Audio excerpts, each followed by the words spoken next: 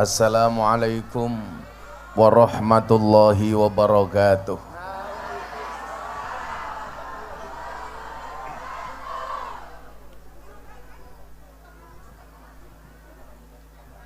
Alhamdulillahi rabbil alamin wa kafa. Assalatu wassalamu ala sayyidina Muhammadinil Mustafa wa ala alihi wa sahbihi ahli sidqi wal wafa. Rabbi shrah li sadri wa yassir li amri wahlul 'uqdatam min lisani yafqahu qawli, amma ba'du.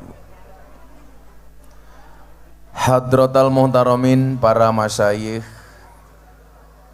para kiai, para alim ulama, para habaib, wabil khusus sedaya dzurriyyah al-maghfurlah Kiai Haji Muhammad Masykuri ingkang dalu menika dipun pandegani kalian Kiai Umar ugi rayinipun Kiai Usman saha para sepuh pini sepuh ingkang kaula mulyakaken, para pejabat yang berkenan hadir dalam semua tingkatannya. Alhamdulillah hadir tengah-tengah kita Bapak Bupati beserta jajaran Forkompinda yang saya hormati, segenap panitia pengajian, wabil khusus pembawa degan, malah numplak rakaru-karuan, Bapak Ibu warga masyarakat Gondang Sari Pakis Magelang rahimakumullah. Beli manggis bagule perawan, perawane ayu bokonge lemu. Hai orang manggis, hai orang Pakis yang cantik dan tampan, izinkan aku mengucapkan I love you.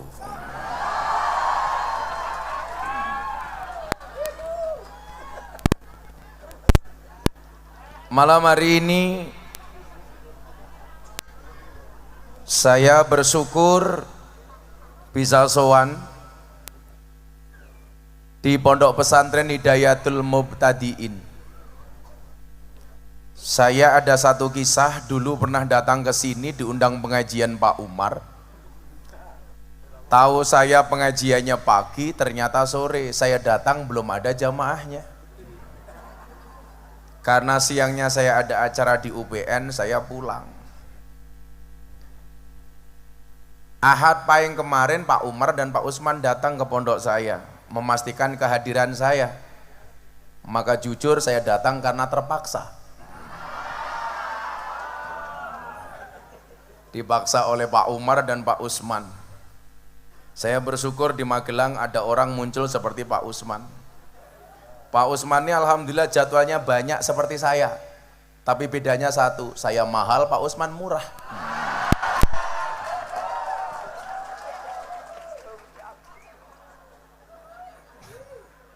Bisa dilihat dari sarungnya.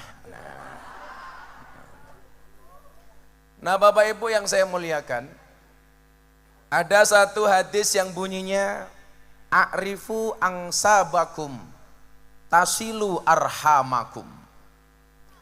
Ketahuilah nasab-nasabmu, tujuannya hanya untuk satu, tasilu arhamakum, supaya nyambung tali silaturahmimu. Nasab ketika dibicarakan dalam bentuk manakib, banyak hal yang bisa kita pelajari di dalamnya. Salah satunya apa? Supaya generasi penerus ini bisa mikul dhuwur mendem jero. Bapak Ibu yang saya muliakan, saya orang yang paling tidak nyaman ketika membicarakan nasab mbah-mbah saya. Bukan karena jelek, tapi karena nasab mbah saya terlalu besar. Sehingga ketika saya bicarakan, saya malu. Malunya kenapa? Karena ketika saya punya mbah besar, hari ini saya bicarakan, di saat saya membicarakan mbah saya bukan siapa-siapa. Makanya kita diingatkan, terutama di kalangan para gus, saya sering matur, wasyarrul alamina dawul humuli idza fa'akhartahum dzakarul jududa. Generasi yang paling tidak asik, yang paling jelek, yang paling tidak menarik adalah ketika ada orang lain hebat, dia mengatakan, mbahku dulu lebih hebat dibandingkan orang ini. Tapi nyuwun sewu, di saat dia mengatakan mbah saya lebih hebat daripada orang ini, dia bukan siapa-siapa. Enggak punya kompetensi apapun. Cangkemnya ngapa maning ya?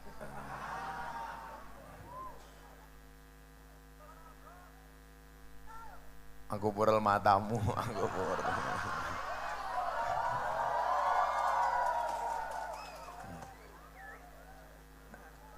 Generasi yang paling tidak asik.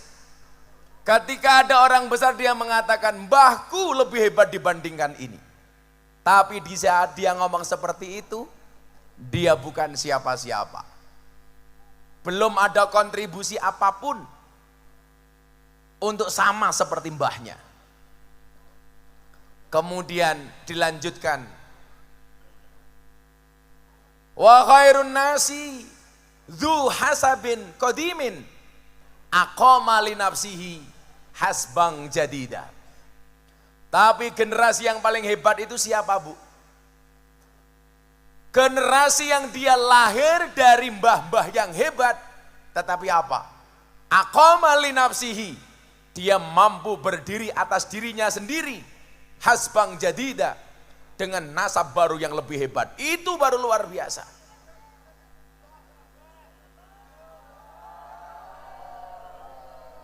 Kayak cakek suwe-suwe cangkemnya kayak lato-lato kayak.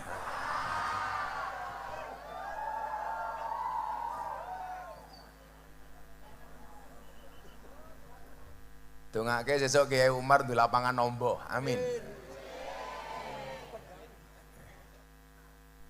Wah, apa mau duk iki ngopo to cah? Aqama li nafsihi hasbang jadida. Dia mampu berdiri mandiri, berdikari dengan membuat nasab baru yang lebih keren.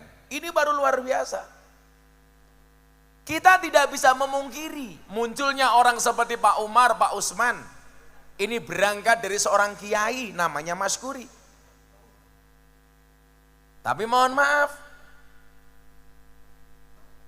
jangan sampai ketika kita membicarakan mbah kita hebat, kita tidak bisa memberikan sumbangsi apapun. Makanya dikatakan apa? Innal fata mayakuluha anada. Pemuda itu yang mengatakan, ini loh saya. Laisal fata mayakulu kana abi. Bukan yang mengatakan, ini loh bapak saya. Saya sering bilang sama gus-gus dalam Nahdlatul Ulama, di pondok-pondok pesantren hasanah kita.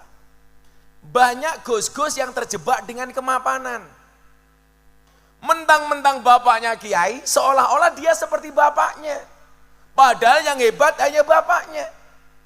Maka begitu bapaknya tidak ada, meninggal dunia, banyak ketika rotasi itu harus berjalan, regenerasi itu harus berlangsung, sang anak tidak bisa seperti bapaknya.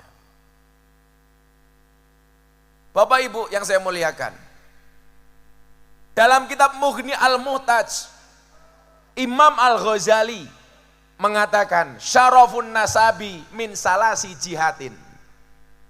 Kemuliaan nasab itu bisa dilihat dari 3 sudut, dari 3 arah. Kayaknya ngapa mana ya?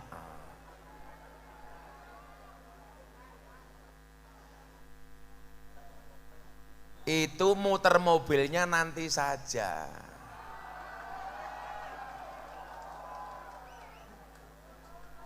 Kamu jangan manas-manasi Pak Usman. Pak Usman nggak mungkin kuat beli mobil kayak gitu.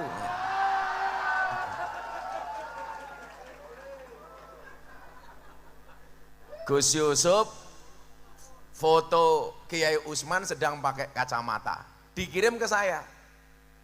Gus, Pak Usman melu-melu jenengan nganggo kacamata. Saya tanya tujuannya apa? Main melu-melu larang. Ternyata sama jamaah malah tidak dianggap larang, malah dikira tukang pijet.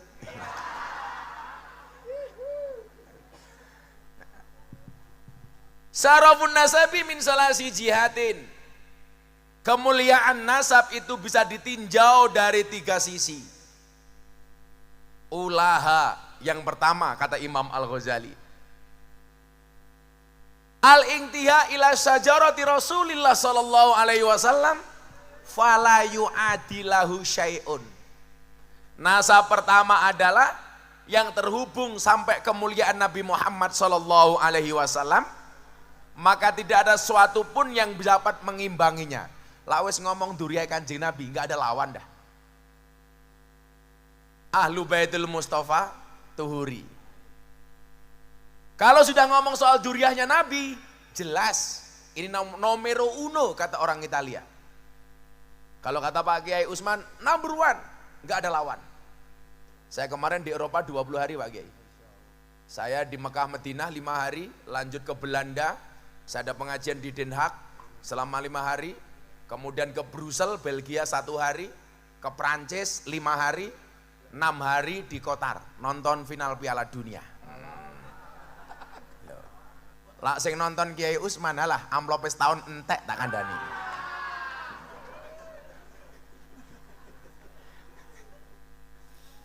Nah,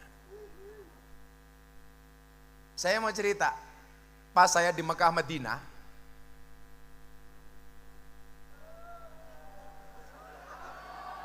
kayak suwe-suwe tak kekrek loh cah kayak gitu loh.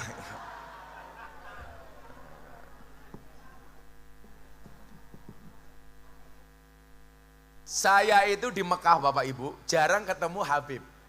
Nah, kemarin di Mekah itu kebetulan saya sedang buka puasa.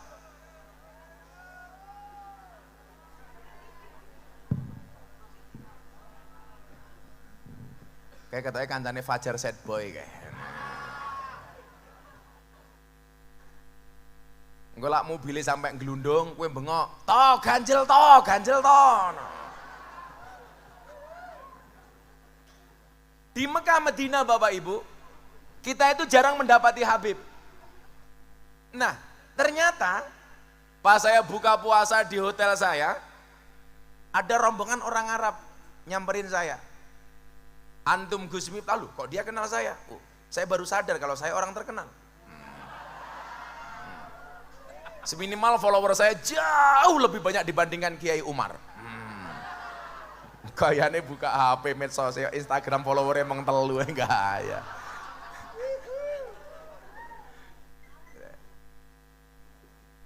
Ternyata yang nyamperin saya ini Habib. Ada kontaknya di HP saya. Kemudian dia bilang apa? Kita itu senang dengan cara beragamanya orang Indonesia, dia bilang. Kenapa? Karena begitu hormatnya orang Indonesia terhadap para habaib. Tadi siang Bapak Ibu, saya kajian kebangsaan di kampus di Kambumen. Yang ini acara rutin saya sebulan minimal 6 kali. Tindak lanjut atas perintah Presiden untuk memberikan orasi kebangsaan di mahasiswa dan para pelajar. Saya bilang, kalau orang-orang itu mengajarkan kepada orang NU menghormati habaib, kuwi salah, podo karo ngajari bebek ngelangi. Orang Indonesia belum kenal habaib, Kiai NU itu sudah ngopeni habaib. Jangan hanya gara-gara kasusnya Habib Bahar dan Habib Rizik, seolah-olah orang NU dilabeli tidak hormat Habib.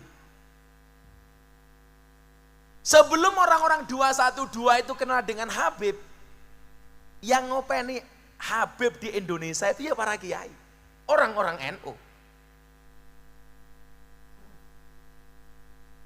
Maka kemudian apa? Dalam sebuah wawancara di MNC Group saya ditanya bagaimana mensikapi habaib Gus Miftah. Saya bilang, siapapun selama dzurriyyahnya Kanjeng Nabi wajib untuk dihormati. Contohnya Habib Rizik, Habib Bahar. Walaupun secara prinsip bernegara saya berbeda dengan mereka, mohon maaf.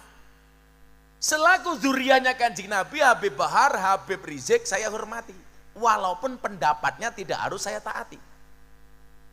Makanya kenapa dalam kitab taklim itu ada kaidah yang bunyinya al-hurmatu khairum minat ta'ah. Hormat harus lebih didahulukan dibandingkan taat. Contoh, Pak Umar ini kiai saya, sholat subuh, beliau dawuh, Miftah kamu ngimami sholat. Saya jawab, boten Kiai Umar. Begitu saya jawab boten, berarti saya tidak taat. Tapi tidak taat saya karena hormat saya kepada Kiai Umar. Contoh dalam berumah tangga ibu-ibu, adik-adik santri putri. Kamu gak usah pacaran dok. Kalau kamu dibilang dasar kamu jomblo, sorry. Bintang itu hanya indah untuk dilihat, tidak mudah untuk dimiliki. Wah.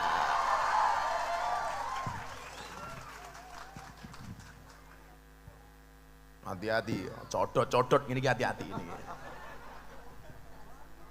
Nyatanya saya dulu nggak pernah pacaran, istri saya juga cantik. Dulu semua orang menjauhi saya, tapi hari ini saya bilang, di balik kesuksesan seorang laki-laki akan ada banyak mantan yang menyesali. Iya.